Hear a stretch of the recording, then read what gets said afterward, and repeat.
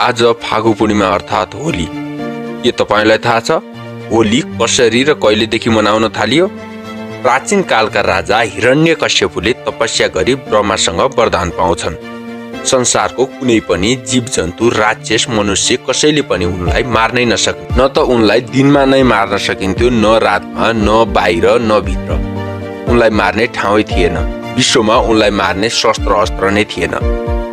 यस्तो वरदान पाएर हिरण्यकश्यपु निकै धेरै निरङ्कुश हुन्छन्। तर हिरण्यकश्यपुको घरमा भने परमात्मामा अटुट विश्वास भएका पुत्र प्रहलादको जन्म हुन्छ।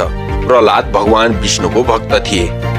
हिरण्यकश्यपुले आफ्नो छोरालाई भन्छन्, मेरो बाहेक कसैको पनि कुरा नमान। तर प्रहलाद भने विष्णु भक्त थिए। प्रहलादले आफ्नो कुरा नमानेपछि हिरण्यकश्यपु आफ्नै छोरालाई पनि मार्न तयार हुन्छन्। जति पटक प्रयास गर्दा पनि विष्णुको कृपाले प्रहलाद बाँचिरहन्छन्। हिरण्यकश्यपुको बहिनी होलिकालाई अग्निबाट बच्ने एउटा पछ्यौरा वरदान पाएकी थिइन्।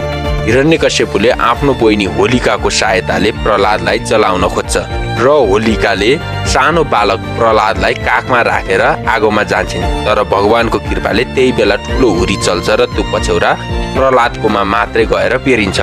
पछ्यौरा नभएकोले होलिका जलेर भस्म हुन्छन्। यसरी प्रहलादलाई मार्ने चक्करमा होलिका आफै मर्छिन्।